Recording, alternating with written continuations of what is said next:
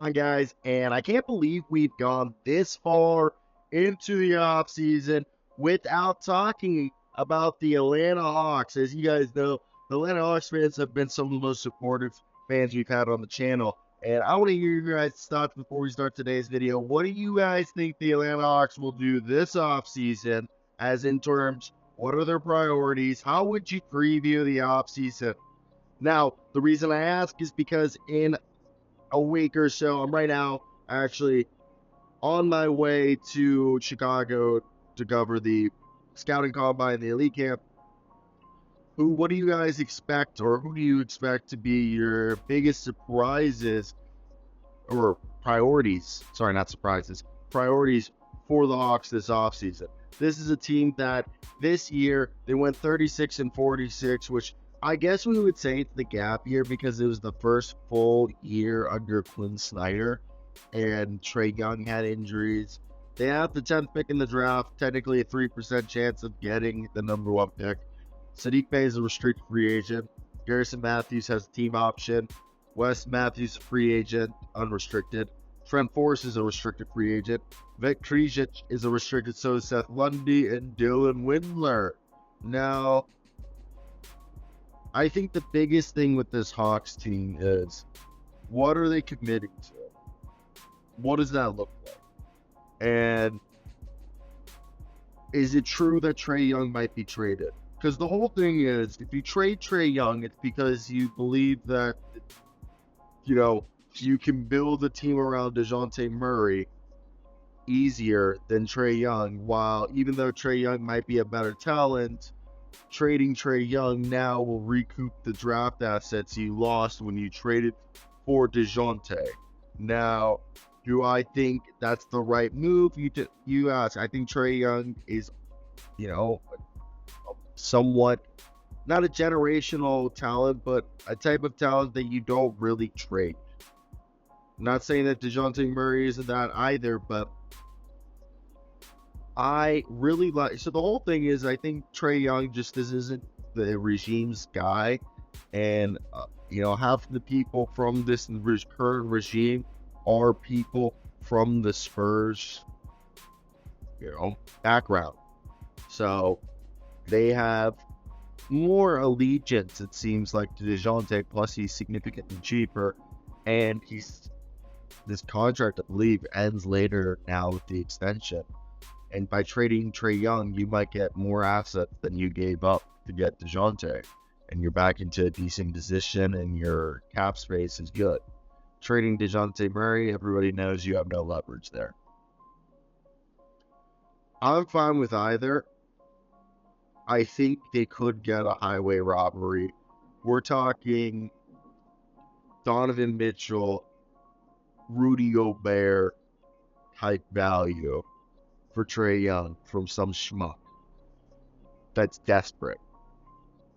And that's what they're grappling. Because if they don't do it this offseason, I think that's when, if Trae doesn't take his game to another level, the value starts to decrease. Because I already think the value isn't where it was last season, but you still can't get yourself handsomely rich.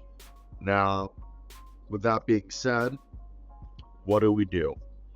The Hawks are 46 and 56 since Quinn Snyder took over. And the big thing with this team is they got to figure out, where do they need to go? They avoided the luxury tax last offseason by trading John Collins. And barring any trades, they're going to be in the first apron.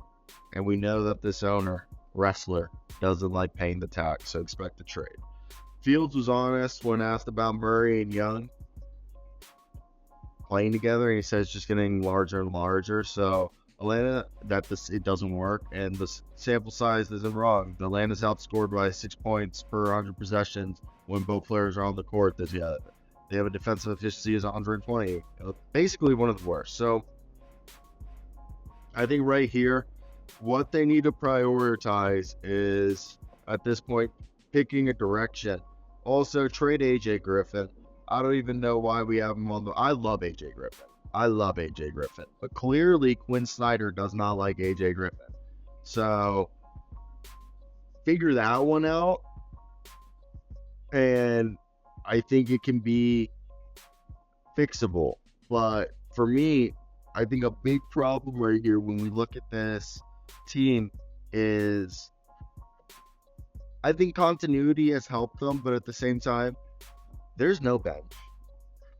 And I'm at the point, guys. I think we build through DeJounte. You keep Bogdan, you keep Sadiq Bey, you keep DeAndre Hunter, you trade Capella. All right, you have the 10th pick, guys. If you believe in Onyeka Okongwu, or if you don't, I think you either trade back and you draft a guy like Yves Messi and later in the round in the draft, or a Killel Ware by trading back and getting assets, or if Donovan Clingan falls to you, you take him at 10. But you draft the center potentially that can be like a day one impact guy, or not day one impact, but play minutes with Onyeka. And then you commit to, Sadiq, DeAndre Hunter, Bogdanovich. Trade AJ Griffin if you're not going to play him and let the man free. Like, I'm sorry, I don't know why we're doing this. And fill out the roster with vets. All right? Like you did a few years ago when you guys went on that run. Just don't spend as much money. Maybe bring back Nilo. I mean, his knees might be shot, but better bench than you'd have now. And just by saying that, I think that really, if we're being quite honest, I mean, look at the Hawks right now. Who's under the roster right now? If we were to look at the team, who's going to be there when it comes time? Because for me, I love what Atlanta has tried to do, and I just think obviously it's never going to work out the way that you want. And sometimes it works out, horrendously bad in comparisons how you want it. But at least they tried something. And when you look at I'll give it, even though it was, the Suns' idea, not Schleck, which is messed up. But when we look at the salary cap for next year, the guys are on the books. If Trae Young is traded, let's say you trade him to a team like the Lakers. Look, you're getting yourself back by Austin Reeves, Rui Hachimura, and maybe that's it. Because right there, that brings you to like 31 million. If you have to add anybody else, I don't even know who they would freaking add, but that's the starting framework, and you already have a better bench there. And you're probably going to trade Clint Capella at this point if you do believe in Onyeka Okongwu, and if you draft a thing. So again, you can get assets there, but DeAndre Hunter, Bogdan, Onyeka, Sadiq, Jalen Johnson, and like that's the other thing. So like if you have Johnson at power forward, Onyeka a rookie, and then you run DeAndre Hunter, Sadiq Bey at the wing, and then Bogdan at shooting guard, Dejounte Murray at point, and then you bring in vets with all those trades that we just talked about. It's like a lot better of a situation than it is right now, and I think that's just something that I think that's why they think trading Trae Young's probably good. And yeah, I told you, these are Spurs guides first, a lot of them, specifically Landry Field. So I don't know, maybe that's just me thinking this, but it makes a ton of sense in my mind. Like, why wouldn't you do it like that? But hit that like and subscribe button and comment at the end of the video. I really want to hear your guys' opinion. If you guys are an Atlanta Hawks fan, what would you guys do if you guys were in the GM's position? But that's it. T's and B's to everybody. Peace out.